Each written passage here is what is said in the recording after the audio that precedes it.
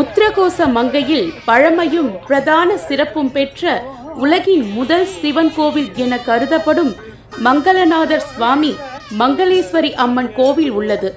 இங்கு ஏப்ரல் 4ஆம் தேதியான நாளை காலை 9 மணி முதல் 10:20 மணிக்குள் கும்பாபிஷேகம் நடக்க உள்ளது.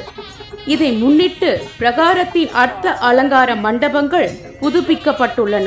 மங்களநாதர் சுவாமி, மங்களேஸ்வரி அம்மன் மற்றும் பரிவார தெய்வங்கள், மரகத நடராஜர் உள்ளிட்ட சந்நிதியில் திருப்பணிகள் முடிந்துள்ளன. 108 குண்டங்களுடன் யாகசாலை வடிவமைக்கப்பட்டு கும்பாபிஷேக பூஜை தொடங்கியது. 6 கால யாகசாலை பூஜைகள் முடிந்து கும்பாபிஷேகம் நடக்க உள்ளது.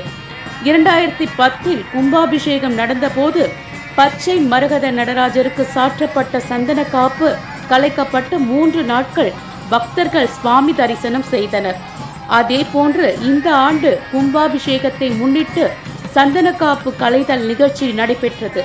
சந்தன காப்பு கலைதல் நிகழ்ச்சி நடைபெற்று அதனைத் தொடர்ந்து நாளை வரை சந்தனாதி தைலம் பூசப்பட்ட பச்சை மரகத நடராஜரை பொதுமக்கள் தரிசனம் செய்யலாம். பொதுவாக மார்கழியில் வரக்கூடிய ஆருத்ரா தரிசனத்தில் மட்டுமே ஆண்டிற்கு ஒரு முறை சந்தன காப்பு கலைதல் நடக்கும்.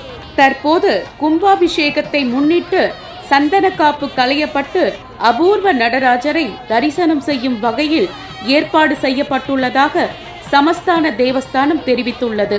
கும்பாபிஷேகம் நடைபெறுவதை முன்னிட்டு மரகத நடராஜர் சந்நிதி திறக்கப்பட்டு அவருக்கு சாத்தப்பட்டுள்ள சந்தன காப்பு களையப்பட்டு மரகத நடராஜரை பக்தர்கள் கண்குளிர கண்டு மகிழ்ந்தனர். பெண் டிவி தமிழ் சேனலுக்காக மூத்த செய்தியாளர் கந்தசாமி ஜோதீஸ்வரன் மற்றும் சேவர்தினி ஏழுமலை.